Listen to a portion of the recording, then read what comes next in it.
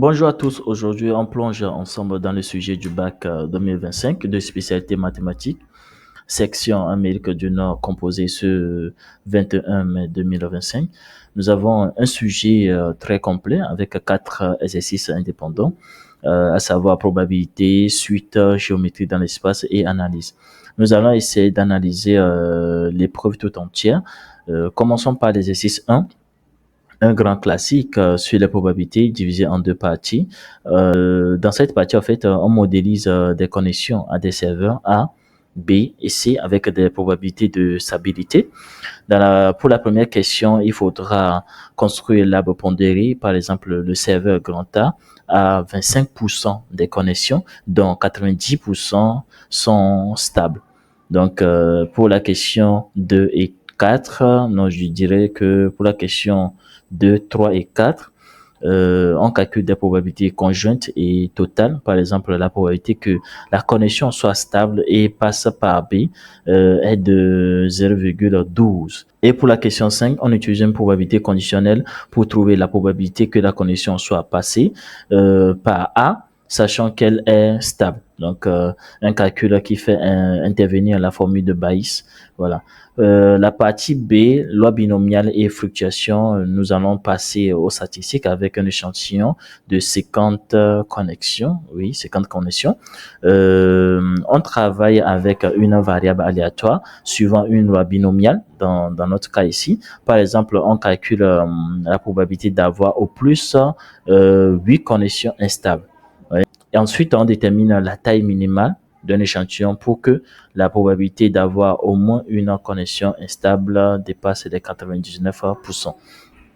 Et enfin, on interprète un résultat observé sur 1000 connexions pour détecter un éventuel dysfonctionnement. Je dirais que c'est un bon mélange de théorie et d'application. Voilà. On reste toujours dans le calcul avec l'exercice 2 centré sur les suites.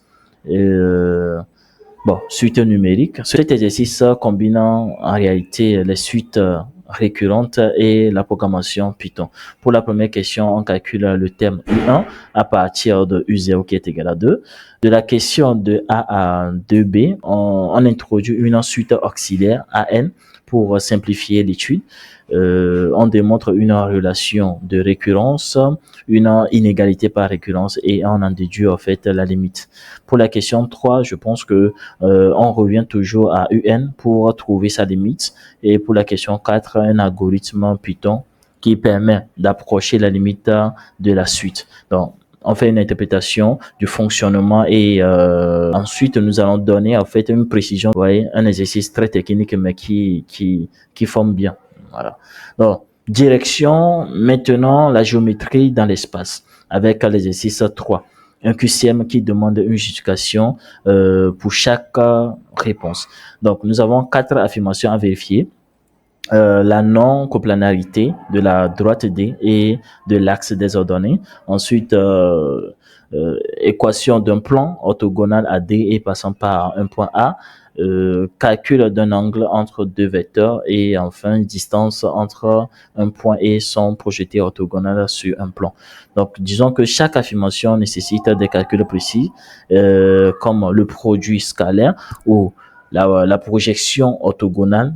Quand même, je dirais que c'est un exercice qui teste votre maîtrise des concepts géométriques, bien sûr. Vous voyez.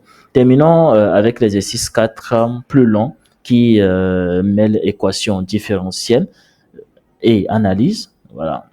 Donc, pour la première partie, analyse graphique, on compare deux courbes C1 et C2 pour identifier laquelle est la dérivée de l'autre, puis on détermine l'équation d'une tangente. Pour la partie B, voilà, équation différentielle.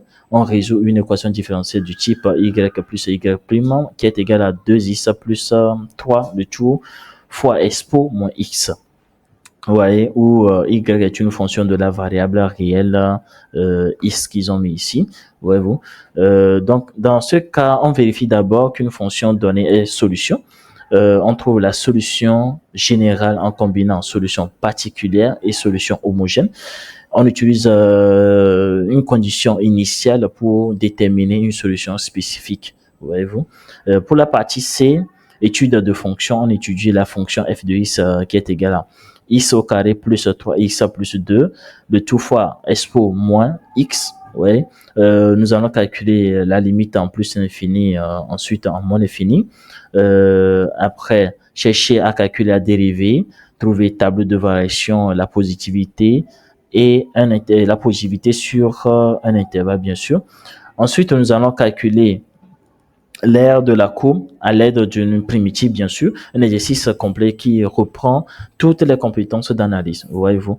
Donc, en résumé, disons que ce sujet est très équilibré avec un focus sur les probabilités, l'analyse, vous voyez, l'exercice 2 et 3 demandent de la rigueur, tandis qu'au moins l'exercice 4 est plus long, mais aussi le plus riche quand même. Un bon entraînement pour le bac. Ouais. Donc, je dirais bonne chance aux autres.